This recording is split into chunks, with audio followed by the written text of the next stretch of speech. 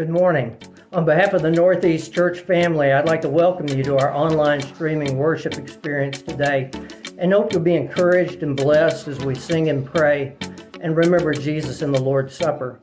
In our current sermon series entitled Road Trip, we're going to be exploring how the journey of our lives can be compared to a trip that we highly anticipate the final destination when we arrive home forever in the presence of the Lord.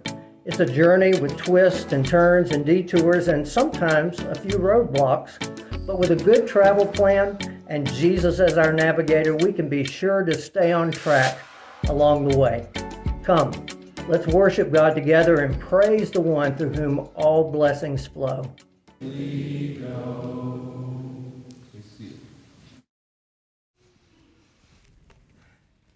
Good morning. Hope everybody is doing well and staying relatively healthy. There have been some challenges the last couple of weeks with the Omicron variant of COVID-19, and we certainly have had within our congregation our share of folks who have been affected by it. In fact, the last couple of weeks, while we've been a little bit down here in the auditorium where we're meeting, we've had an uptick in online engagements, and that's because people are being cautious and safe. And so whether you have chosen to be here this morning, whether you're viewing online, I want to encourage everybody to continue to practice good common sense and everything related to the virus as we move forward. And we're going to deal with it and move on and continue to do what God is calling us to do and making adjustments as we go. But we thank you for being here. We thank those who have joined us online for being with us as well. The first thing I'm going to ask you to do this morning is get your phone out, okay? Get your phone out. Everybody get your phone out.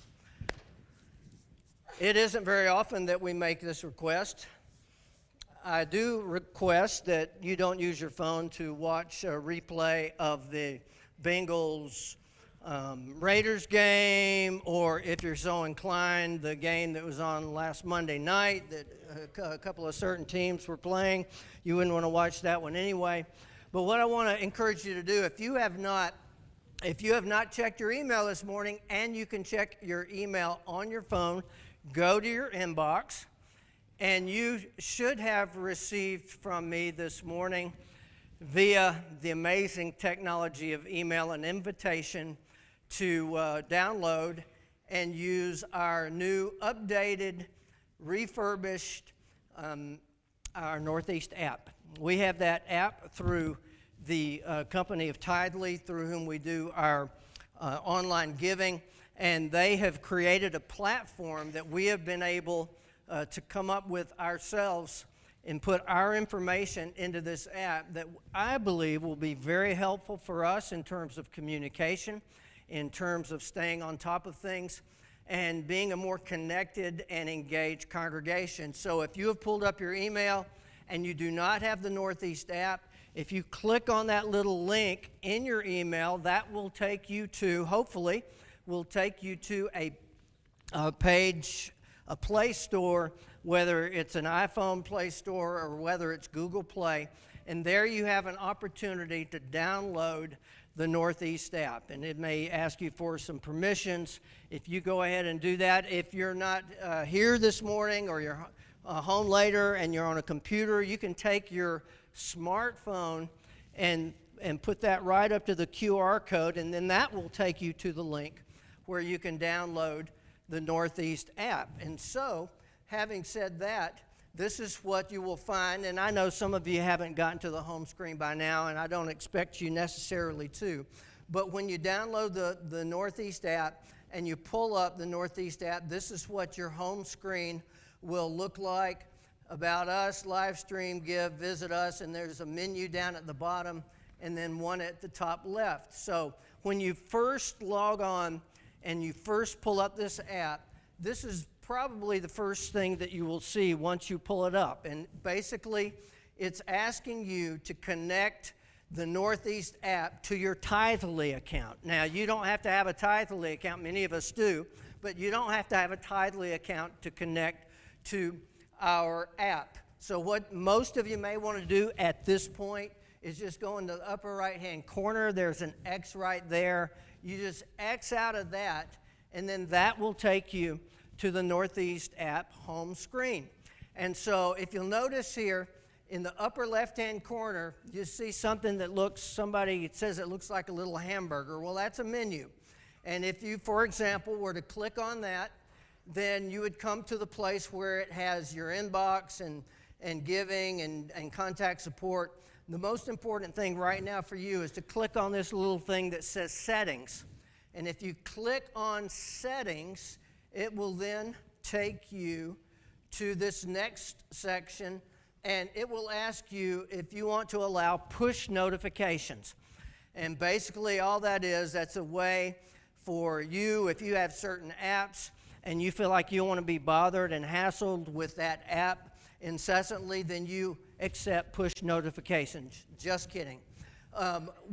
We plan on using push notifications, and hopefully we can get everybody on this. And we're not just going to be sending out stuff all the time, but when there's an emergencies, there's cancellations, other events or messages that we have to get out quickly to our membership, and we want to do it through the app, we do it through these push notifications. So if you give approval for that as you move forward. And then next we go back to the home page, and on the lower right-hand side of that, there is another little hamburger down there, which is also a menu that will take you to this. And some of these links are links that go directly to our website. Others are ones, for example, if you'll notice here, when you hit that menu, here's a little space that says Current Bulletin. So if you have our Northeast app and you pull it up and you go to that little menu on the lower right-hand side, you will come to a thing that says Current Bulletin.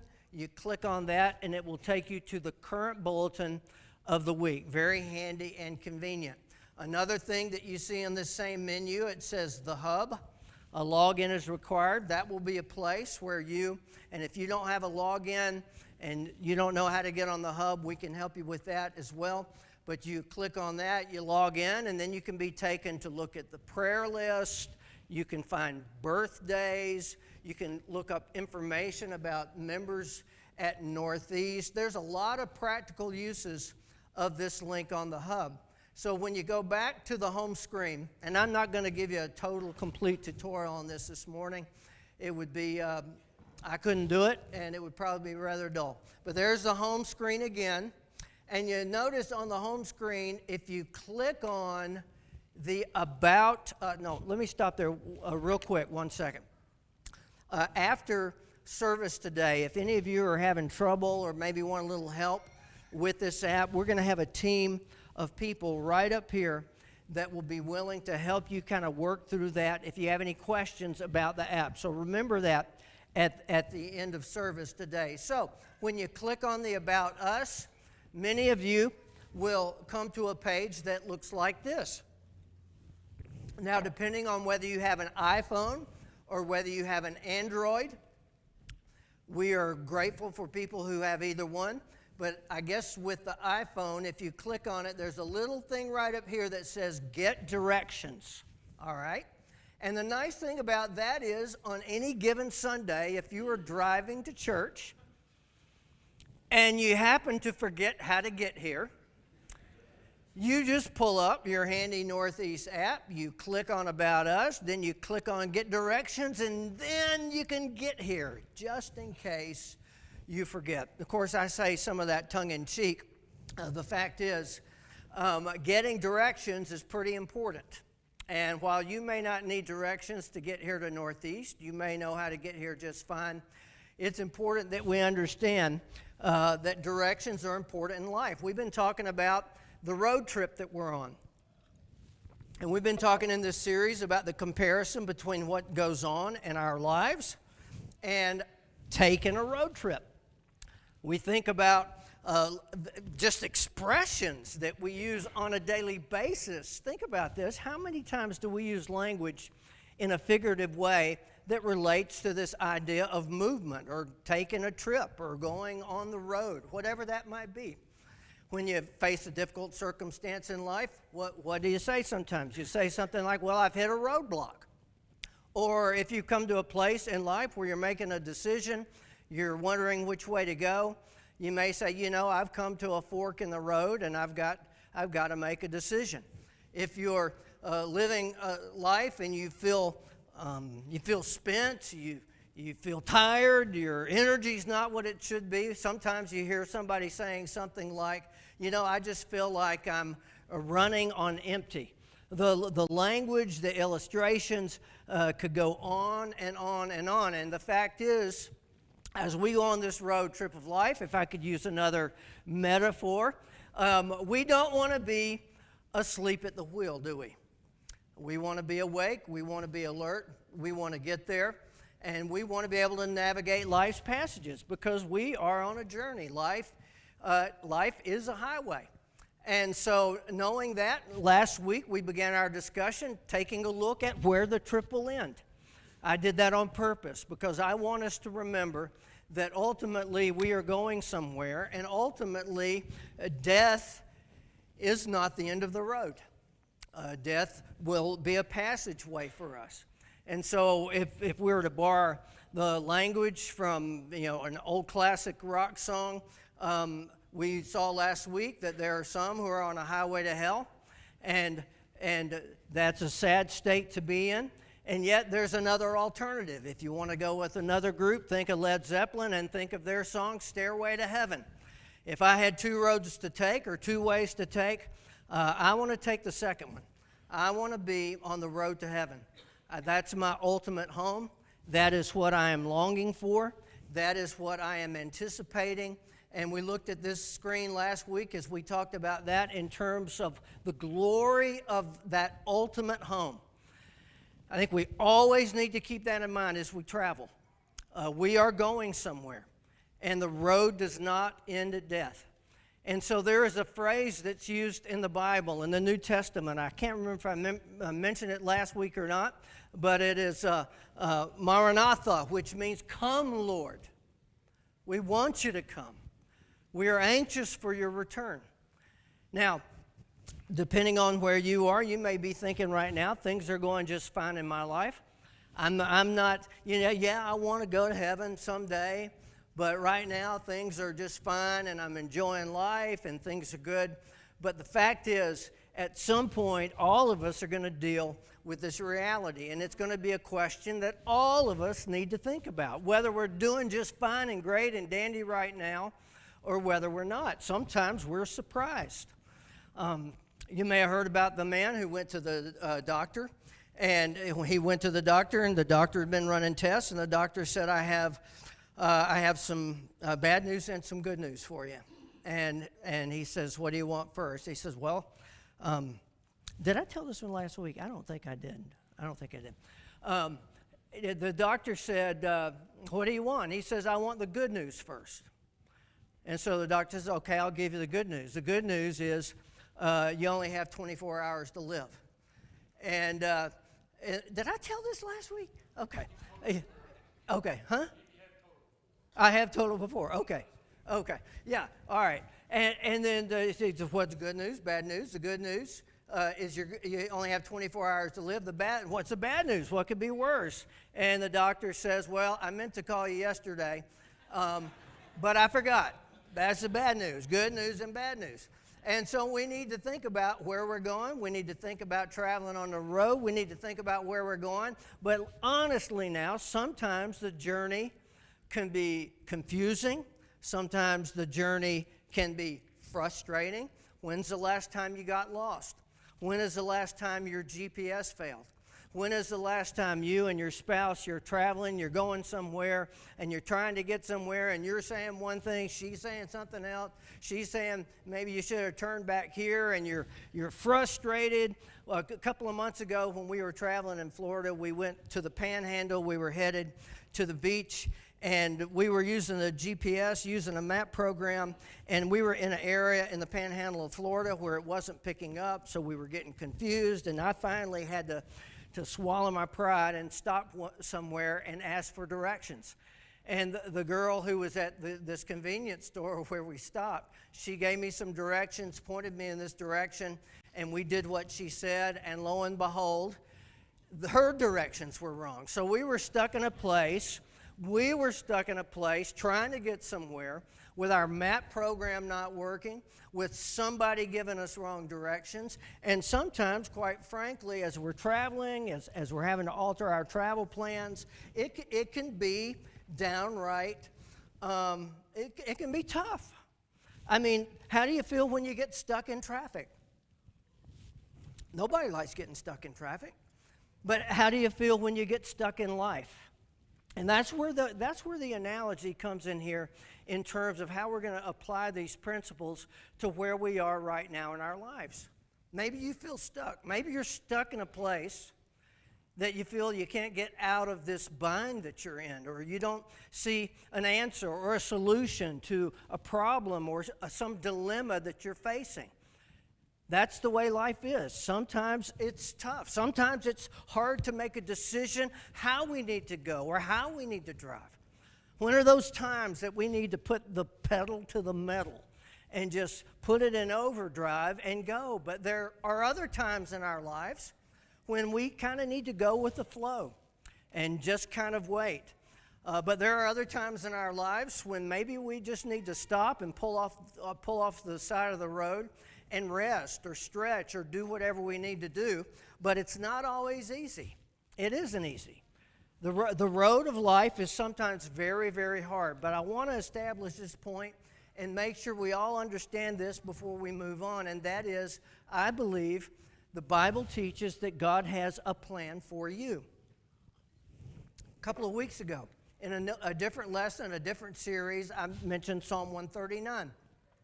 And the psalmist David in Psalm 139 is absolutely amazed with what God is doing and how God is involved in his life and how God is ever present and how God, even before he says, I speak a word from my mouth, God, you know what I'm going to say.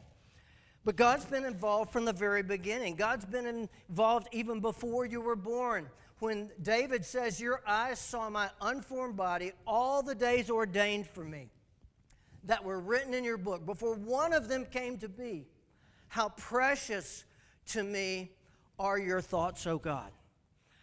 And so I don't believe that this is just something that can just be applied just to David, or statements like this applied just to the big, popular, famous people in the Bible that God used sometimes in a mighty and a powerful way. God can use all of us. And God is calling you into his plan for your life. Now, this is where the rub comes. The rub comes in discovering that plan for my life, in aligning myself with the will of God and the plan he has for me. And I can resist those plans.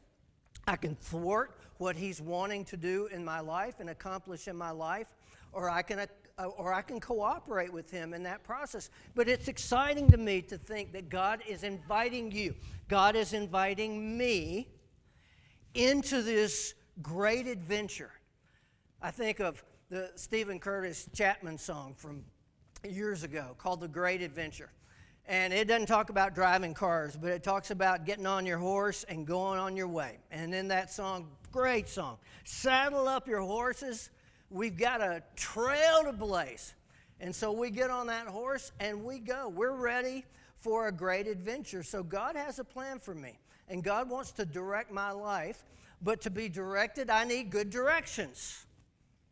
I need good directions, among other things. I'll talk about those in just a minute. Proverbs chapter 3, verses 5 and 6 says this: trust in the Lord with all your heart, and do not lean on your own understanding. In all your ways, submit to him, and he will make your path straight. If we're going to get where we need to go, we need good directions. We need to pay attention. We need to listen. We need to think about what Jesus said that we talked about last week from John 14, when Jesus says, I'm going to prepare a place for you, and so that where I am, you may be also. In my Father's house, there's many rooms. There's places to come. If it weren't so, I would have told you. And I'm going to go and prepare a place for you so that where I am, and I'm going to come back, and I'm going to bring you to be with me so that you can be where I am. And one of the apostles on that occasion says to him, we don't know where you're going. How can you talk about going somewhere? We don't know where it is that you're going. You're going to leave us behind. And that's when Jesus says to them, he says, I'm the way, I'm the truth, I'm the life. If you're going to go on this road trip, on this journey, and you want to go to the Father, Jesus says, I'm the way, the truth, and the life. No one comes to the Father except through me. But we need to be willing to listen to him. We need to hear the voice of Jesus. We need to seek his will. We need to be open. We don't need to be like that person who is maybe getting directions from somebody, and because of pride or not wanting to take advice from somebody else, they're just not listening to what somebody's telling them to do that they need to do. We need good directions, and we need an openness, a humility that says, I don't know everything. I'm not ultimately the captain of my ship. I want Jesus to be the captain of my ship, or the driver, the navigator in my car. And I don't want to always lean on my own understanding, because my own understanding can be wrong. I can't always see things clearly. You know, sometimes I can have blinders on. And I need to pay attention. I need to listen. And so whether that's you going to the Word of God and looking at it fresh, or the words of Jesus, and letting those speak to you in a way that will truly strike your heart.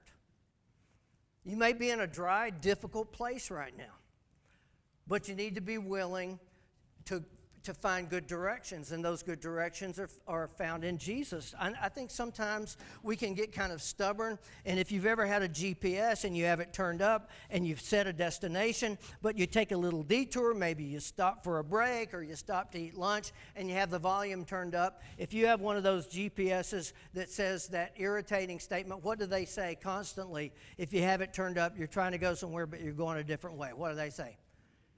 Recalculating. And Jeannie and I, she's back in children's worship this morning, but sometimes we just have a lot of fun just turning that up, and we're going somewhere, and we take a turn, and it almost sounds like she's getting more irritated every time she says to us, recalculating. It's like, turn around, change your direction. What are you doing? Well, sometimes God is trying to get our attention. We need to pay attention. We need good directions, and we need a willingness to submit to him as we understand his will and as we seek it. This is something else we need on our trip. We need a good set of wheels and plenty of fuel. Those of you who are younger, you may not be familiar with this scene, but that car on the right, that is the family truckster. And if you've ever seen the movie Vacation, you know it starts out with Clark and his son going to the auto dealership, and they've ordered a car, but the car is not right, and the salesman, the slick salesman, tries to get them to buy this family truckster that they don't want. And here is a 1-minute scene from the movie when he comes home with the family truckster right now. Watch that.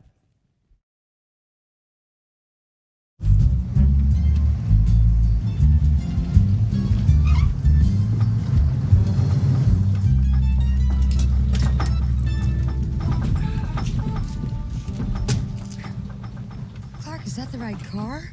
No, it isn't, honey. I changed my mind. They flattened our old car like a pancake. Are you serious? Is this really our car, Dad? What happened? I thought we were gonna get the little sports thing. Oh, no, the sports wagon's much too small. Besides, I got a great deal on this one. Let me tell you, honey, we're taking the whole tribe across country. Believe me, this is your automobile. Why is it still running? Oh, all new cars do that. I'll take care of that in a second. You may think you hate it now, honey, but where do you drive it? Whoa!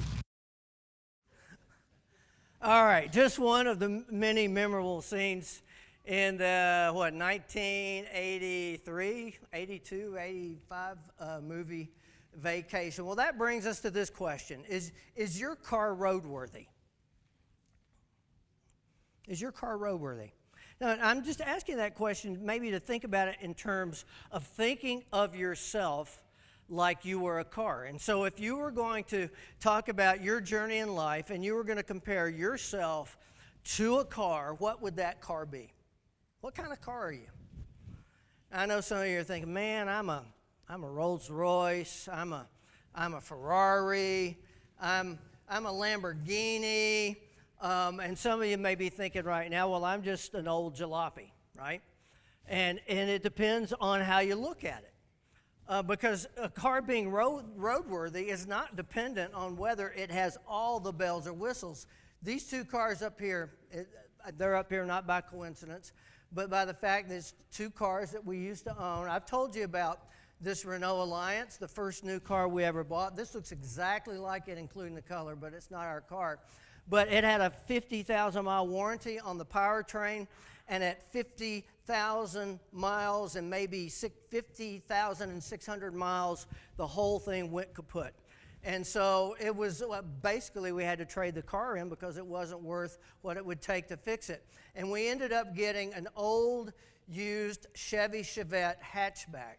And I will tell you, that car, we had it a long time. We drove it around so long that the stuff in the ceiling starts coming down, you know, and you're kind of it was not the prettiest car in the world. In fact, that's the same car that Jeannie went off the road into a soybean field and spun the car around when Andrew was in his car seat in the back, and he totally fell over sideways in the car. But everything was fine. But this was a good car. It was a good car. We didn't have any problems with it. It didn't look so great, but it was still a good car. It was roadworthy. And so I think about how that compares to our lives and our own roadworthiness in life. And the fact is, you don't have to be a Lamborghini. You don't have to be a Rolls Royce. Listen, if you want to look at your life and say, look, I'm that old used Buick that's been around for 10 years, that's fine too, because here's the truth. Whatever kind of car we are, whatever the wheels are, God equips us, okay? He gives us the equipment. And we've been equipped with everything we need to take this trip. We have the gift of prayer. We have the power of the Holy Spirit working in our lives. And sometimes our problem is not that we aren't equipped or we aren't ready or we aren't roadworthy. Sometimes the problem is caused by us not maintaining things or not stopping to get gas and not focusing on those things that will help us make our plans on this road trip. And so as we make this trip, make your plans. It's good to make plans. It's good to think about the future. From our reading this morning, in the 13th verse of James 4, it says, listen, you who say today or tomorrow, we're going to go to this or that city and spend a year there and carry on business and we're going to make money. Now, James has something to say about people who make plans to go to certain places and do certain things. And I want to say right off the bat, there is absolutely nothing wrong with doing that. We need to make plans. If we don't have a plan, sometimes we plan to fail. Some of us need a little more organization in our lives. And one of the little practical things that I put in the connect point today on the last page of your bulletin is this. If you feel like your life is out of management and it seems a little chaotic, do something as simple as to get a day planner. Maybe with some scriptures or something that will lead you in devotionals, but something that you do that will help you get more organized in what you're doing. But the fact is, if we don't plan, we plan to fail. Now, that includes planning for changes to come. Planning for the future, knowing things that we know are going to happen or will happen or probably happen. Think about this just a minute. Think about each stage of life and think about what a challenge that is. In life, we go through passages. And each of those stages, at the time, it seems like something that is almost too overwhelming for us. I remember what I felt like when I was going from the 6th grade into 7th grade. That was one of the hardest transitions in my life. But I had a plan for that. And that plan was I wanted to do something about the boy that picked on me all the time in the 7th grade, and what was I going to do about him in the 8th grade. I had a plan. I'm not going to tell you about that plan, what I did. I didn't have him knocked off or anything like that. But I had a plan. When you're growing up, you're a teenager, you're getting ready to leave home. What are you going to do? Are you going to go to college? Are you going to go to trade school? What about marriage? What about the kids? What about when the kids leave home? Are you thinking about as a couple? Are you thinking about what life is going to look like if life continues when the kids are out of the house and you're part of an empty nest? You don't just think about that when the kids are gone. I know of people who spend so much time and revolve so much of their lives in everything around their children, devote time, effort, work, attention, love to their children, that when the kids leave home, they haven't been paying attention to their own marriage. They haven't been working on their own relationship. And that's why after the kids leave home is one of the main years that people will sometimes get divorces. But it's the idea of what about retirement? How many of you are thinking about retirement? Raise your hand. How many of you are thinking and planning about retirement? That's something that we have to think about. Because we're going to get there sooner or later, whether we want to admit it or not. So I need to think right now about setting aside some money for my retirement if I'm going to be facing that sometime in the near future. Maybe I need to think about my 401k. Maybe I need to think about different things in life, transitions in life. I think about my plans for the future. And a couple of weeks ago, I mentioned that my role is going to be changing and transitioning going into next year. But I also told you that that's something I've been thinking about for years and years and years. And the elders and I have been talking about it. And so I wanted a plan. We want to have a plan for that. You can't move forward and transition with different passages in life and not think about what that means. So I've been here 39 years. In June, it'll be 40 years. It was time that I started thinking about what does this time look like up until the time when I retire. And I know a lot of us don't like change. I've had some people tell me, I just don't like change. But that's the way it is. Life is full of change. If we're moving, if we're traveling, if we're on the road, the scenery changes. If we're stuck and not moving, we need to get moving. We need to think about the future. And so, listen, I know that this church will be here in 50 years, Lord willing, but I won't be here. Many of us won't be here. We need to think about what the future is. And so with that in mind, not knowing what the future holds, we want to have a plan. I realize this is not my pulpit. This is not my pulpit. This is not my church. This is our church. And we want to do what we can individually and as a congregation that's going to be best for this church moving into the future. And I tell you, I am excited about what I'm going to be doing the next 2 or 3 years. And so I want you to be excited with me. I've had a couple of you come up to me and, just say things, that just you miss the point of what's going on here. We need to think about the future, and we need to plan, and we need to plan for the changes to come. We don't want to be caught by surprise, but the fact is we can't expect the unexpected. We don't know what the future holds. None of us knows what tomorrow holds. And sometimes things can seem kind of random at times. It's hard to understand what's going on. Sometimes we feel like the cows are falling on us.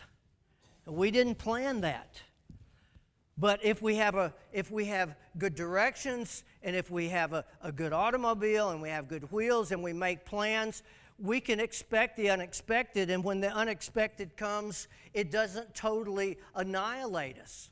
But the truth is, we can make plans.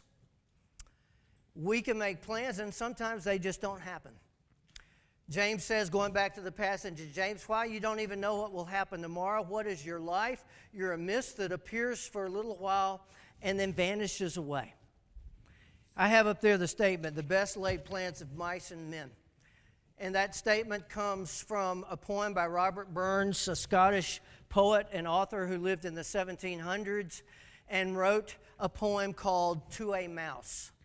And in this poem, he is lamenting the fact that as he plows his field, he is disrupting the home of this mouse who is having to scurry and find a new place, and his home has totally been annihilated. You saw the field bare and wasted, and weary winter coming fast, and cozy here beneath the blast. You thought to dwell till crash. The cruel plow passed out through your cell. But little mouse, you are not alone. Improving foresight may be vain. The best laid schemes of mice and men often go awry. By the way, this is a modern version of what he would have written that a lot of it you probably wouldn't understand. And leave us nothing but grief and pain for promised joy. And listen to what he says about the mouse. Still you are blessed compared with me. Only the present touches you. But oh, I backward cast my eye on prospects dreary. Let me interpret that for you. He says, mouse, you're so lucky. You're just living in the day. You're just living in the now. You're not regretting the past. You're just dealing right now. You don't know about the future. And yet me, here as a human, I look back to the past and I have regrets. And then he says, I look to the future. And he says, though I cannot see, this is what he does as he looks to the future. I guess and fear. I guess and fear. I don't want to be that way. I don't want to be the one who looks to the future and looks to the future only with guess and fear. And that's why in this passage in James 4, James says, if you're doing something, if you're making your plans, say, if the Lord is willing, we will go to this town or go to this place and do these things. Because we don't know what tomorrow holds. And yet, listen to what the wise man in Proverbs says. In their hearts, humans plan their course, but the Lord establishes their steps. Brothers and sisters, that's the key. Am I truly seeking, pursuing His will in my life? Every day, praying for His guidance. Every day, looking for those open doors. Every day, saying, God, use me how you want to use me. And if we have that attitude in life, and if we are taking that journey with God along the way, with Jesus, every step along the way, I can embrace the future. Embrace the future, because the future in Jesus is always bright, and it's always meaningful, and it's always purposeful. I don't know where you are right now. You may be stuck. You may be hitting all kinds of potholes on the journey, and you're just struggling what way to go. God will let you get back on that path if you need to get on that path. And you can be excited. This church can be excited about the future. But I want to live my life in such a way right now that 50, 100, 150 years down the way, as people are still being influenced by what is happening at this church or the people who were a part of this church, that I had a role. I had a role in those plans of God, and that I was open to what He was calling me to do. But that's true for every single one of us. Embrace the future. Embrace the future of hope. And I believe that it is bright. Bright. I want to close by reading from this passage in James. I just want you to hear the words. He says, if it's the Lord's will, we will live and do this or that. As it is, you boast and brag. All such boasting is evil. And then this statement. Anyone then who knows the good he ought to do and doesn't do it sins. It's not just about not doing the things that we shouldn't do.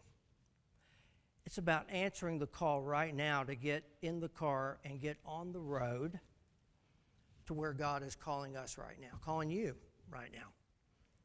And so what is that next step for you? Don't hesitate. You get in the car, gas it up, and get on the road. And as we ride and drive with God in this race, we can be sure that ultimately the road, the journey ends right where it needs to be for us.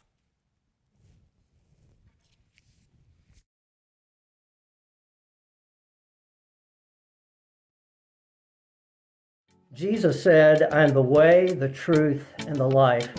No one comes to the Father except through me." If there is anything that we can do to help you on your journey as you seek Jesus as the way in your life, please don't hesitate to get in touch with us. And if you want more information about Northeast, be sure to check us out online at our website, northeastchurch.com. Thank you, God bless you, and have a wonderful week.